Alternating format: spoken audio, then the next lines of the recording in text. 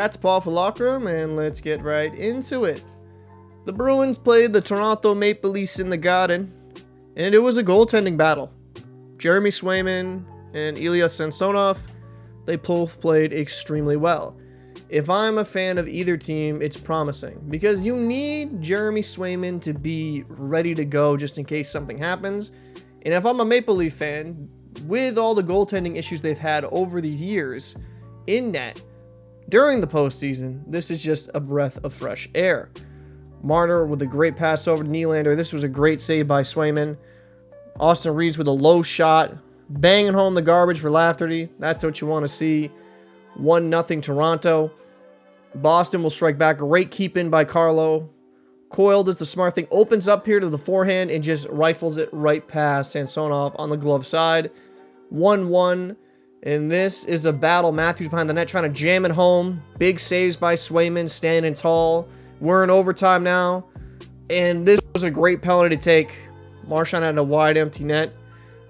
Bergeron to debrusk, and big save by Samsonov. But Basta to Orlov. Orlov, give me some pasta. That's a goal. 2-1 overtime win for the Boston Bruins. It was not a power play goal technically, but the reason they were able to get that good of a playoff was due to the Toronto Maple Leafs forward coming back out of the penalty box. If I'm a Toronto Maple Leaf fan, I'm not angry at that game at all. You played one of the best teams in the NHL, and you stuck around with them, and you could have possibly won this game. And your goaltender, Samsonov, really rose to the occasion. That's really my main concern with the Maple Leafs. While their defense at times can be a little bit up and down, but I think they're better than last year's iteration of the Leafs, their goaltending needs to stand strong. Matt Murray got hurt again, and Samsonov's really got to rise to the occasion if the Maple Leafs are going to go anywhere. Now, they're slotted in to play the Tampa Bay Lightning, so they're going to play who they're going to play. But games like this show the Leafs do have the opportunity to go pretty deep this season.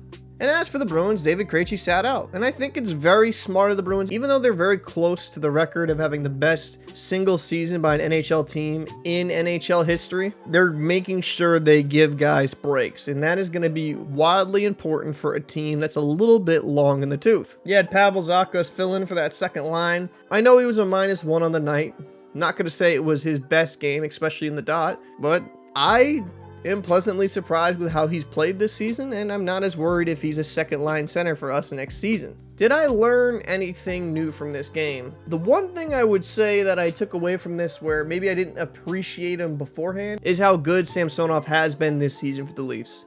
While he's had some ups and downs even in his last 5, like a 786, 897, then a shutout against Ottawa, an 875 against Detroit, and then this 939 against Boston. For a goalie that's only making $1.8 million this season, you are getting a lot of bang for your buck.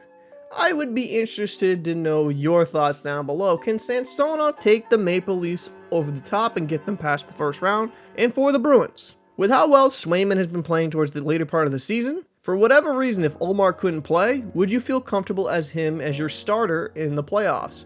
I'm Captain Paul, and I'll see you in the next one. Pastrnak scores!